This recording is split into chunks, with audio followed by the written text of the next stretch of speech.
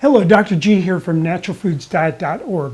Today I want to give you a little heads up on the benefits and today particularly the risks of exercise. And this is particularly very intense exercise or very prolonged exercise.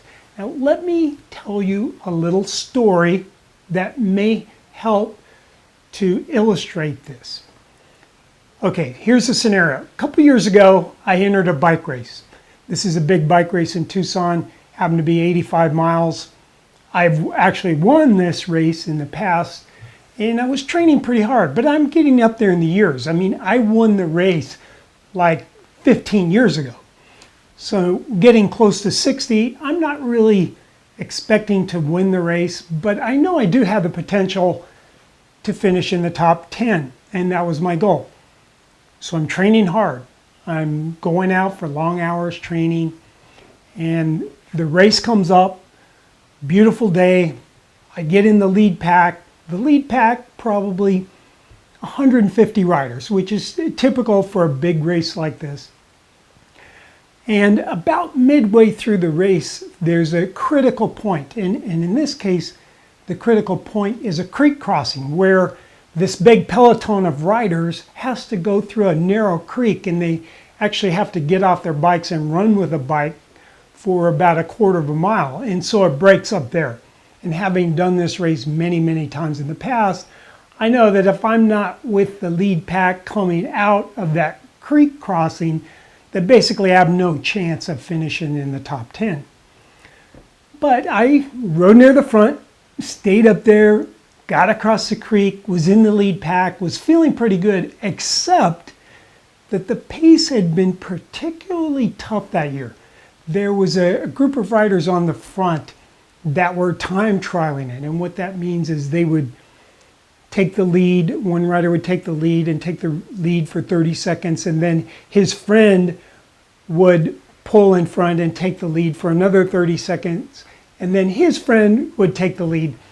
And never letting up. Now normally in a mass start race this doesn't happen because you have competitors. No one really wants to make the pace fast necessarily. The goal is to win the race, so you want to utilize as little energy as possible during the race. And because of this, like if you watch the Tour de France races or other professional bike races or any bike races, the pace varies a lot. And it varies. People will push the pace in order to gain an advantage. And if that fails, then the pace slows down and everybody rests and talks and drinks and eats some food and recovers. And then the pace will get very hard again. But on this day, because there's a group of riders for whatever reason want to go really fast and they're not saving anything, the pace was unusually brutal. So what that meant was, even though I made it through the narrow spot or the deciding factor in the middle of the race coming through the creek crossing, I was hurting a little more than usual because the pace was so high. And then the pace didn't slow down. The same group of riders continued that. And to make a long story shorter, I dropped out. I dropped off of that fast pace, which was over 25 miles an hour, 20, 24, 25, 26 miles an hour. And I just couldn't handle it. I pulled off and I kept my position, and those lead riders kept that pace up till the end of the race. I caught a couple of them and finished in the top 20. But I said to myself at the end of the race, I will bet no one older than me beat me. I've got, ego going here. I thought, well, I won my age group. So I look at the list of riders going down the ages, and guess what? There was a guy in his mid-60s, was right up there in the front. I forget where he finished, but in the top 10, I believe. And definitely within 30 seconds of the winner of the race. So he stayed in that lead pack the entire time at that incredibly high pace. So I thought to myself, I need to know this guy. This is my hero. Here's a guy in his mid-60s that can keep up at the pace of elite riders in their 20s. I mean, it's pretty incredible. So that was my role model. I go, I want to be like this guy. This guy must be the ultimate embodiment of health. Well, to make another long story short, this gentleman actually had a heart attack on his bike. Yes, a guy that can ride at this speed, about a year later, I'm not sure the exact timing, maybe a year and a half later, had a heart attack while riding his bike. Now, thank God he survived. But the point I'm trying to make here is, even though you can do superhuman feats athletically, it doesn't necessarily mean that it's good for you. And it could actually, in some cases, be harmful. Now, you could make the case, well, this is just one guy, and how do you know this isn't an outlier that really doesn't relate to the rest of us, and that we should exercise, and exercise is always good and more is always better? Well, let me tell you another little story that I heard. I'm not going to say I absolutely know for a fact it's true. In fact, I heard this today from one of my old biking buddies, but he was telling me that this gentleman who rode so fast in his mid-60s, there was a whole group of them, older riders that rode very fast. So they were in a very elite group. Probably each one of them was the 99.9 percentile of fitness for their age. In fact, they're probably the 99th percentile for fitness for someone any age, because these guys could ride that 25-mile-an-hour pace that most normal human beings can't do.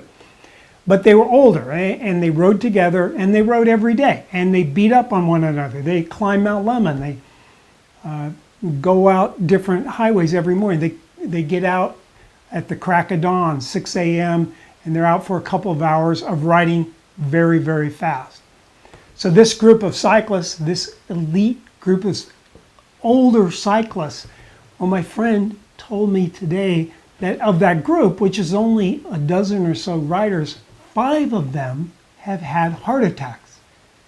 Is that incredible? Here you would think the person that goes out and works hard every single day, maybe taking one day off a week, doing it for year after year after year, being able to shut down almost anyone on the bike their age, yet they're diseased. Now, recent research has backed this up. Recent research has shown that marathon runners in general have damaged their heart. So the idea is too long of exercise, and then the other idea is too high of intensity creates scarring and damage in the heart muscle.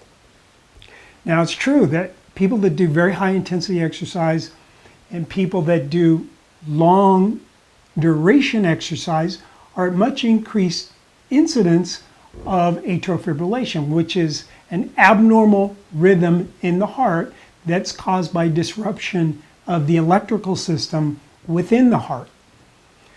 Now, what's the good news about all this? Well, the good news is that if they've done a study where they take mice and they over-exercise them, and guess what?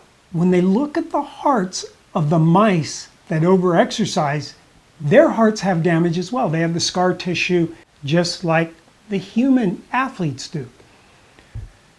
But when they give these mice a break, in other words, they stop, I guess the way you make a mouse overwork is get him on a treadmill, motorized treadmill, and he has no escape hatch, and so you force this mouse to run.